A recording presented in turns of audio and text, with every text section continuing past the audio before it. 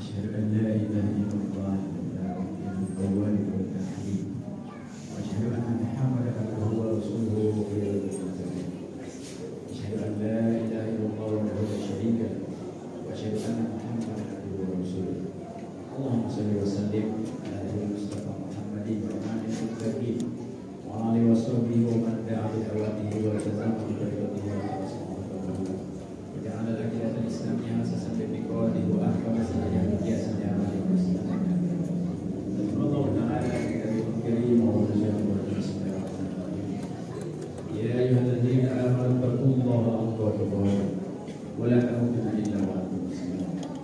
وأيضا يا أيها الذين آمنوا ادخلوا في السلم كافة ولا تتبعوا خطوات الشيطان إنه لكم مبين. وأيضا يا أيها الذين آمنوا استجيبوا لله ولرسوله إذا دعاكم لما يحييكم بالسلام. أيها الحاضرون أوصيكم ونفسي بتقوى الله وطاعته لعلكم تفلحون. Alhamdulillah, hadirin jamaah Jumat tamu Allah yang berbahagia. Syukur yang tak terhingga kita panjatkan kepada Allah Subhanahu wa taala atas nikmat umur, nikmat sehat, nikmat waktu, nikmat rezeki, nikmat keluarga, nikmat iman dan Islam. Mudah-mudahan dengan senantiasa mensyukuri semua nikmat ini, maka Allah akan tambahkan nikmat buat kita. Nikmat dunia dan yang sangat kita harapkan adalah nikmat akhirat, yaitu berupa surganya. Mudah-mudahan kita mendapatkannya. Amin. Hadirin Allah Subhanahu wa taala, salah satu cabang dari iman itu adalah ihtimam atau peduli. Bahkan Rasulullah SAW sebagaimana yang diriwayatkan oleh Imam Muslim di dalam Sahih beliau, Nabi mengatakan, man asbah walam yahtam bi amril muslimin falaysa minhum. Siapa yang bangun subuhnya, siapa yang waktu paginya dia tidak peduli dengan kaum muslimin yang lain, falaysa minhum. Dia bukanlah muslim. Dia tidak layak disebut muslim. Dia bukan menjadi bagian dari muslim. Nah, hadirin Allah SWT, dalam 2 bulan ini paling tidak keimanan kita diuji oleh Allah Subhanahu wa taala. Wabil khusus terkait dengan saudara kita di Palestina.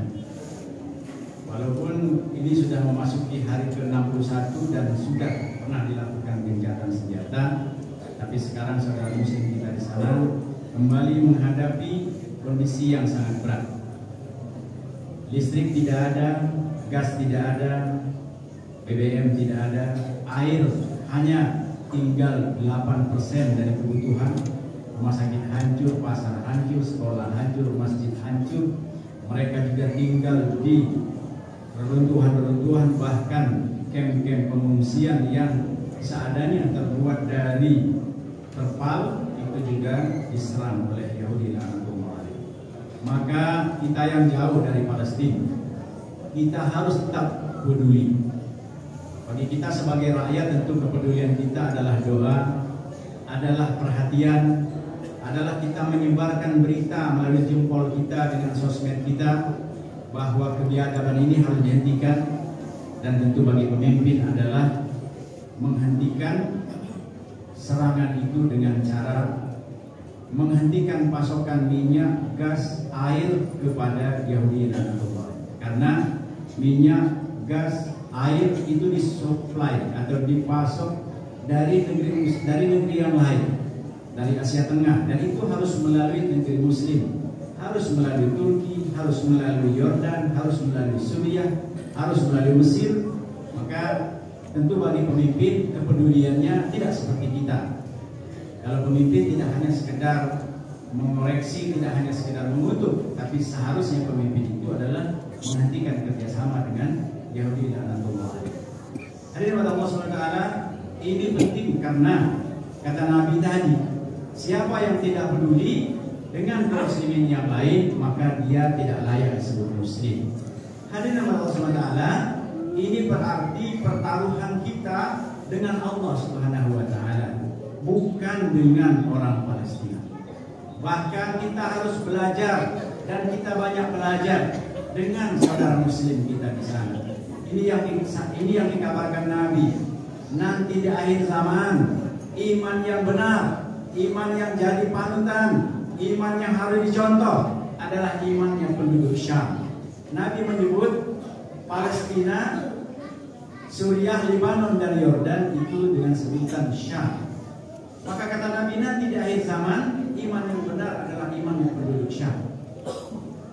Sekarang kita tahu apa yang dimaksud oleh Rasulullah, iman yang benar itu, yaitu mereka, wabil khusus saudara muslim kita di Gaza atau di tepi barat, mereka lebih rela mati daripada meninggalkan tanah Palestina.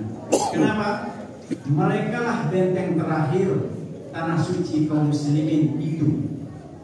Itu adalah tanah suci kaum muslimin yang diwariskan oleh para nabi kepada umat Islam.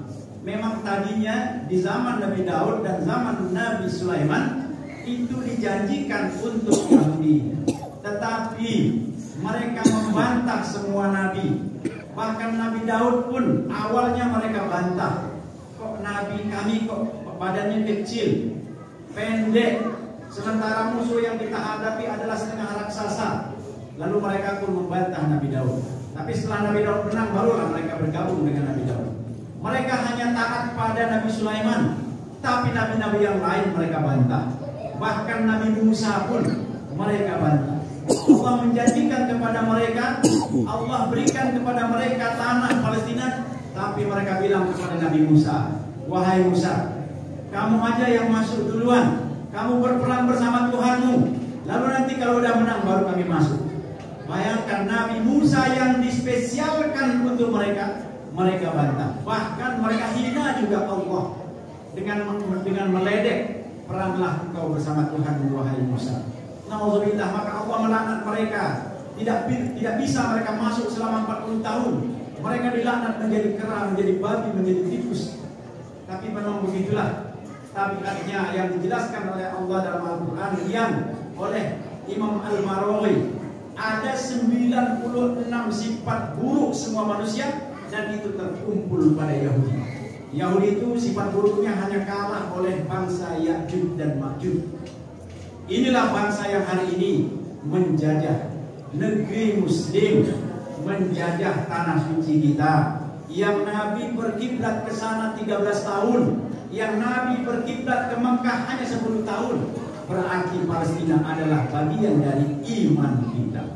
Hadirin Allah Subhanahu wa taala, lalu tentu kita harus melihat ke belakang. Kenapa Israel, Yahudi, laknatullah itu ada di sana? Tidak ada lain karena dua hal. Yang pertama adalah keinginan dari mereka mengembalikan kekuasaan yang mereka sebut dengan Israel Raya. Makanya bendera mereka itu bintang Daud dan biru atas biru bawah. Batas negeri mereka menurut mereka adalah dari Sungai Nil sampai Efrat. Berarti selain Syam, termasuk juga Saudi, termasuk juga Mesir, termasuk Irak dan Iran. Hadirin Allah, ini emosi keagamaan. Jadi kalau ada yang bilang itu perang bukan perang agama, itu adalah penyesatan opini. Keinginan menguasai kembali yang mereka sebut dengan Israel Raya dimanfaatkan oleh Eropa. Maka Eropa sebagai pemenang perang dunia pertama, yaitu Inggris, mereka memasukkan sebanyak mungkin orang-orang Yahudi yang mereka usir dari Eropa. Seharusnya ya tidak masuk ke Palestina. Tetapi apa kepentingan Eropa menanam Yahudi di Palestina? Agar Eropa bisa menguasai sumber daya minyak, gas, dan sumber daya alam lain yang negeri-negeri Timur Tengah itu sangat kaya dengan itu. Setelah Perang Dunia Kedua, maka muncul pemenang baru yaitu Amerika. Lalu Amerika lah yang menguasai. Maka kalau kita kaum muslimin berharap agar persoalan Palestina diselesaikan oleh Amerika, oleh Inggris, tentu tidak akan mungkin. Karena yang membentuk Yahudi Israel dan Allah itu adalah Inggris dan Amerika. Istilahnya yang melahirkannya Inggris, bapaknya adalah Amerika, bidannya adalah PBB. Maka siapa yang harus kita contoh?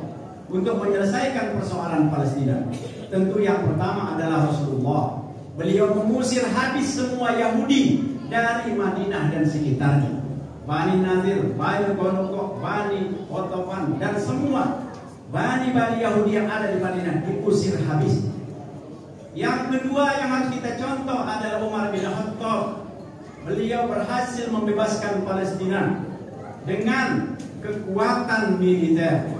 Demikian juga Salahuddin Al-Ayyubi yang juga berhasil membebaskan Palestina dari tangan Nasrani Eropa. Dan mereka berdua menyatukan kekuatan kaum muslimin di bawah satu komando, satu imam, yaitu di bawah kepemimpinan Khalifah.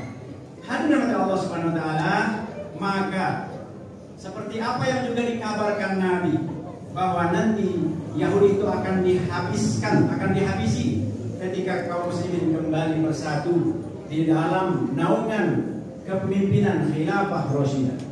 Dan Khilafah akan membebaskan Palestina, juga akan membebaskan Rohingya, akan membebaskan Kashmir, akan membebaskan Uighur dan negeri-negeri muslim yang hari ini masih terjadi. Dan bagi negeri muslim yang jauh, yang tidak terjadi perang fisik, maka khilafah itu akan mewujudkan kembali sebagaimana yang dulu dijanjikan Nabi, yaitu kembalinya Khilafah Rasyidah mewujudkan kesempurnaan Islam, memberikan kejayaan, memberikan kemakmuran dan keadilan. Khilafah Rasyidah inilah yang kemudian dicontoh oleh Khilafah Umayyah, Khilafah Abbasiyah, Khilafah Utsmaniyah, bahkan termasuk kesultanan di Nusantara, termasuk Kesultanan Palembang Darussalam yang merupakan bagian dari Khilafah Utsmaniyah yang menerapkan syariat Islam, dulu mencontoh apa yang diwasiatkan Nabi, yaitu memimpin masyarakat dengan syariat Islam di bawah kepemimpinan para khulafaur rasyidin. Hadirin Allah Subhanahu wa taala, tentunya kabar dari Allah ini dan juga apa yang disampaikan Nabi ini pasti akan terwujud. Nabi mengabarkan setelah masa kalian kehilangan kepemimpinan, setelah masa kalian dijajah, setelah masa kalian dimakan habis oleh orang kafir seperti mereka memakan hidangan, maka Nabi mengabarkan tsumma takunu khilafah rasyidah ala minhajil nubuwwah. Ini yang bagi sebagian orang, mereka malah berpendapat sebaliknya, janganlah ditolong Palestina, karena kalau Palestina ditolong, khilafah akan tegak dan kiamat semakin dekat. Ini tentu bukan pendapat Islam, dan ini adalah pendapat yang aneh. Karena pertama tentu kiamat tidak bisa kita tolak. Kiamat pasti semakin dekat. Mau ada khilafah atau tidak, mau menang Palestina atau tidak, ya kiamat semakin dekat, tidak semakin jauh. Yang kedua, apa yang dikabarkan Nabi ini adalah bukti-bukti yang semakin kesini semakin banyak terbukti. Yang puncaknya adalah ketika nanti kaum muslimin di bawah kepemimpinan Imam Mahdi, dialah yang nanti akan memimpin kaum muslimin mengalahkan Dajjal laknatullah alaih, yang Dajjal itu pengikutnya adalah orang-orang Yahudi. Hadirin rahmat Allah Subhanahu wa taala. Oleh karenanya, sebagai bagian dari kepedulian kita mendoakan saudara muslim kita agar Allah tolong mereka, dan agar Allah segerakan bangkitnya kesadaran para pemimpin, khususnya di Timur Tengah. Karena pemimpin Timur Tengah ini memang diincar oleh Eropa dan Amerika agar bisa menjadi budak mereka dan tunduk pada keinginan Eropa dan Amerika, sehingga mereka bisa mengeruk sebanyak-banyaknya kekayaan alam kaum muslimin. Mudah-mudahan kesadaran ini tumbuh dari para pemimpin, tumbuh dari para prajurit, para tentara muslim yang mereka bahu-membahu mengembalikan kejayaan Islam, membaiat seorang khalifah, membebaskan Palestina, dan mewujudkan kesejahteraan bagi seluruh kaum muslimin. Dan sebagaimana yang dikabarkan Nabi, nanti ketika Imam Mahdi menghadapi Dajjal dan menghadapi kesulitan, lalu Allah akan menurunkan Nabi Isa di masjid yang bermenara putih di Syam. Lalu Nabi Isa nanti akan mengalahkan Dajjal. Dan Nabi Isa akan mengislamisasi seluruh orang-orang Kristen. Karena hari ini penduduk Kristen atau Nasrani 2,4 miliar, sementara Muslim baru 2,1 miliar. Maka yang dikabarkan Nabi adalah tidak akan terjadi kiamat sebelum seluruh manusia di muka bumi mereka masuk Islam. Di antaranya adalah pada puncaknya nanti ketika Imam Mahdi dan Nabi Isa memimpin kita, memimpin kaum muslimin, lalu menyempurnakan Islam. Entah kita akan bisa menikmati masa itu atau tidak, tapi bukanlah kita hidup di masa khilafah, itu bukanlah hal yang penting. Tapi yang penting bagi kita adalah satu, kita peduli dengan Muslim Palestina, peduli dengan kota suci Baitul Maqdis. Yang kedua, kita mempelajari kesempurnaan Islam, lalu kita sampaikan kesadaran ini kepada seluruh umat, sehingga umat bersama pemimpin bersama-sama menginginkan kembalinya kejayaan Islam. Hari ini umat ingin, tapi pemimpin-pemimpin, wabil khusus di Timur Tengah, mereka tidak ingin. Karena kalau nanti Islam sempurna, kekuasaan mereka hilang, kekayaan mereka bisa hilang. Inilah yang Nabi kabarkan. Nanti di akhir zaman akan menimpa kaum muslimin itu satu penyakit, yaitu wahan. Mawal wahan ya Rasulullah? Para sahabat bertanya, apa itu wahan ya Rasulullah? Rasulullah menjawab, hubbud dunya wa karahiyatul maut. Cinta dunia dan takut mati. Nampak sekali di Timur Tengah ini para pemimpinnya cinta dunia dan takut mati, sementara rakyatnya cinta dengan akhirat, kuat imannya. Nah, mudah-mudahan kita yang jauh dari Timur Tengah, kita yang jauh dari Palestina, tapi kita adalah satu, karena Allah mengabarkan dalam Al-Quran, innamal mu'minuna ikhwatun. Setiap orang yang beriman, setiap orang yang bersahadat, mereka adalah bersaudara. Mudah-mudahan apa yang kita pahami, apa yang kita sikapi, apa yang kita pedulikan, lalu apa yang kita tunjukkan di hadapan manusia, ini di hadapan Allah menjadi hujjah nanti. Ya Allah, kami sudah peduli. Ya Allah, kami sudah memenuhi perintah Rasul-Mu. Dan mudah-mudahan alasan ini bisa mengantarkan kita kepada syafaat Rasulullah, yaitu kita berhak mendapatkan surganya. Amin ya rabbal alamin. Barakallahu li wa lakum fil Qur'anil azim wa nafa'ani wa iyyakum bima fihi minal ayati wal hakim wa taqabbal minni wa minkum tilawatahu innahu wasami'un alim. Aqulu qawli hadza astaghfirullahal azim li wa lakum wa lisa'iril muslimina wal muslimat wal mu'minina wal mu'minat fastaghfiruhu innahu huwal ghafurur rahim. Allahumma salli ala sayyidina Muhammad wa ala ali sayyidina Muhammad